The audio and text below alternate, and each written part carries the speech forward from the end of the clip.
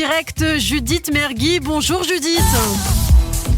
Et bonjour. Et oui Judith, alors on vous retrouve aujourd'hui en direct de Dubaï. Vous êtes notre envoyée spéciale à l'exposition universelle 2020. Alors Judith, on a peu de temps, si vous deviez résumer cette expérience d'innovation en un seul mot. Obésité. Rien qu'on bouffe, Zarma, connectivité, environnement, innovation, c'est pas vrai. Dans les faits, c'est un Euro Disney géant, le truc, avec des stands de bouffe partout et des gens en burqa. Alors on reproche parfois à Dubaï de ne pas être assez strict avec les contrôles Covid. Est-ce que c'est vrai ? Ah si, ils te demandent ton PCR partout. Mais c'est juste qu'en fait, ils regardent pas ce qu'il y a écrit dessus. Hier, je leur ai tendu ma déclaration d'impôt. Les mecs, ils m'ont dit « Welcome to Emirates, miss. Come on. » Alors attention, les gens sont très serviables ici. Hein. Il y a du surstaffing pour tout. Hein. C'est-à-dire qu'en France, par exemple, tu cherches des toilettes. Eh ben, tu te fais dessus avant qu'on daigne t'en indiquer. Hein. Ici, la dame pipi, limite, elle vient pas elle-même t'essuyer. C'est le pays de l'abondance, de la décadence, de la modernité. Et pourtant, il reste des paradoxes, puisque tout le monde boit du Pepsi ici. Il faut les prévenir, les mecs, que le Coca Zéro a révolutionné le monde. Hein. Alors, on reparle des accords Abraham, qui, je le rappelle, scellent la décision historique de permettre les échanges entre Israël et les Émirats, qui ont été signés tout récemment. Mais alors, est-ce que sur le terrain, vous qui êtes aussi israélienne, Judith, ça se ressent vraiment tout ça ? Oui, je comprends votre question. J'avais des doutes, moi aussi. Hein. Autant te dire qu'à l'aéroport... C'est quand même courageuse, mais pas téméraire, la Mergui. Mais en fait, si, c'est bien vrai, les Israéliens sont bien là. Ouais. J'avais un doute au début. Et quand dans les files d'attente de l'expo, je me suis fait doubler 4 fois par des couples de seniors en sandales de randonnée, j'ai compris que c'était bon. J'ai entendu des égalites, boy. Bon, on a des petits problèmes de liaison, mais on vous entend très bien, Judith. Vous êtes en direct de Dubaï, je le rappelle, évidemment, pour bien nous narguer. Alors, vous avez profité, bien sûr, de votre visite de l'exposition universelle pour aller voir le pavillon Israël ?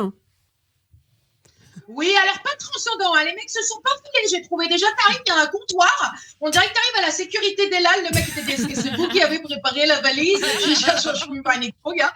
Ensuite, il te passe en Chine, on dirait la journée porte ouverte de l'agence juive qui essaie de te faire signer pour une expérience au kibbutz, tu vois. Et puis après, il te propose une expérience israélienne de réalité virtuelle en 360 degrés. Tu imagines ça?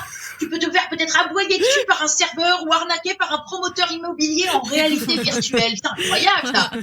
Et alors, les mecs ont créé Waze, mais quand même, là, quand ils te parlent d'innovation à l'Expo universelle, eh ben, ce qui m'a choqué, c'est qu'ils nous ont parlé comme création d'une nouvelle calligraphie. Ouais. Un mec qui aurait créé, une langue où il superpose en fait la calligraphie hébraïque et la calligraphie arabe pour former une nouvelle langue, une seule langue en deux.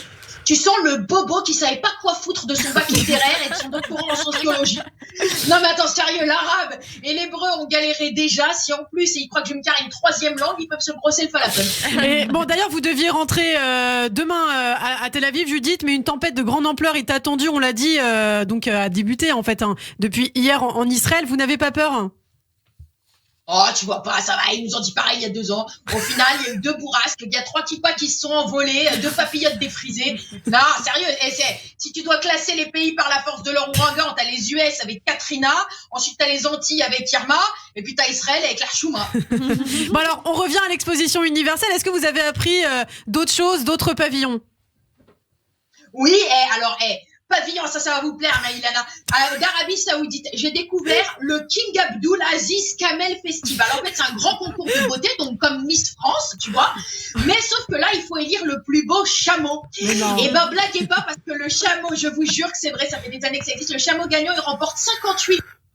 Il y a eu un tollé général, parce qu'ils ont disqualifié 43 chameaux qui participaient. Et ben, pourquoi ? Parce qu'ils avaient été botoxés. Faut pas gonfler ça. Vous voyez, Ilana, vous faites gaffe. Parce que sinon, je vous dénonce au comité Miss Chamel. Oui, bien sûr. Alors, c'est 58 millions d'euros. On n'a pas entendu, mais c'est 58 millions d'euros. Alors, au pavillon de la Suisse, vous avez appris quelque chose ? Ouais.